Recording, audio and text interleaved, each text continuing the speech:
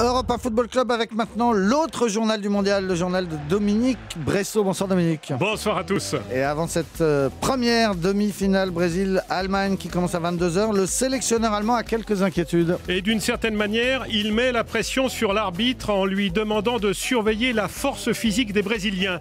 Le sélectionneur de l'équipe d'Allemagne fait référence au quart de finale entre le Brésil et la Colombie. Un match au cours duquel il y a eu beaucoup de fautes et de coups donnés, estime Joachim Löw. Ce jour-là, poursuit-il, la force physique des Brésiliens a dépassé les bornes. Si ça continue comme ça, on n'aura plus besoin dans le football d'artistes du ballon, mais seulement de joueurs qui détruisent le jeu.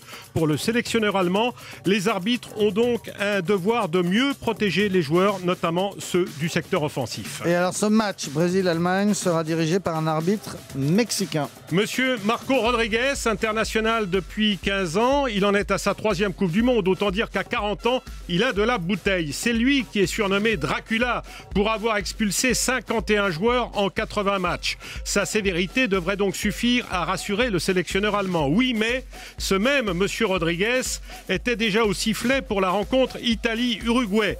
Et il n'a pas vu et pas sanctionné sur le champ le fameux coup de dent donné par Suarez à l'Italien Chiellini.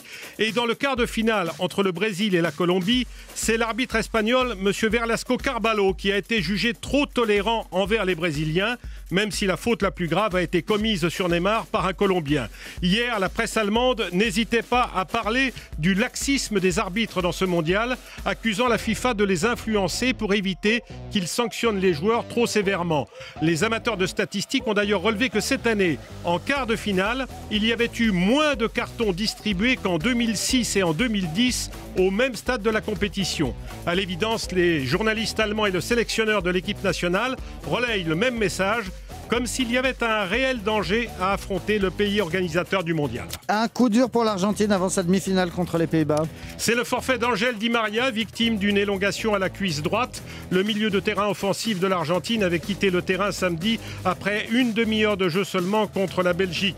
Sa blessure est, paraît-il, légère et une véritable course contre la montre a été engagée pour que Di Maria puisse être en état de jouer la finale si l'Argentine se qualifie.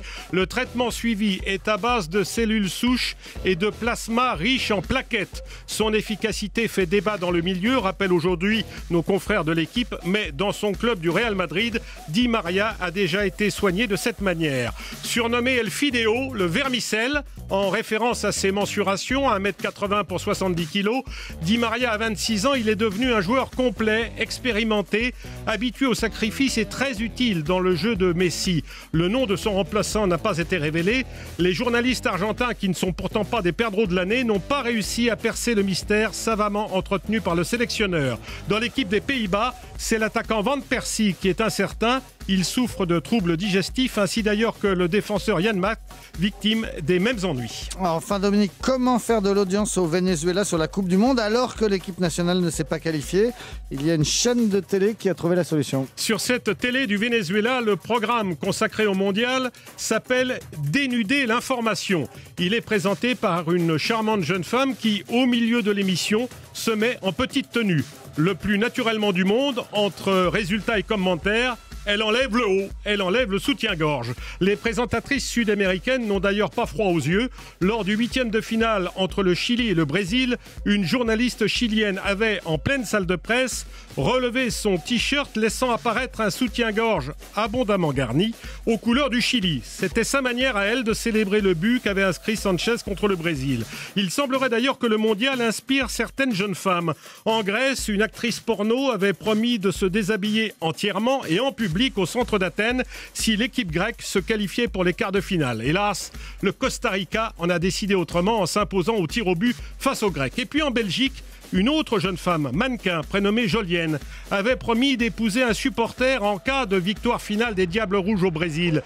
Certes, la probabilité de voir la Belgique remporter la Coupe du Monde était assez faible, mais tout de même, cette jeune Flamande de 25 ans avait déjà reçu plus de 3000 demandes lorsque Lionel Messi et ses coéquipiers argentins ont anéanti les espoirs les plus fous de ces candidats au mariage qui aiment aussi le ballon. Nicolas, je vous laisse en compagnie de vos invités pour dénuder l'information. Mais où est-ce que vous allez trouver toutes ces infos, Dominique Bressot? Je ne sais pas qui ce soir va jouer le rôle de la présentatrice du Venezuela. Mais nous sommes à la radio, on ne verra rien.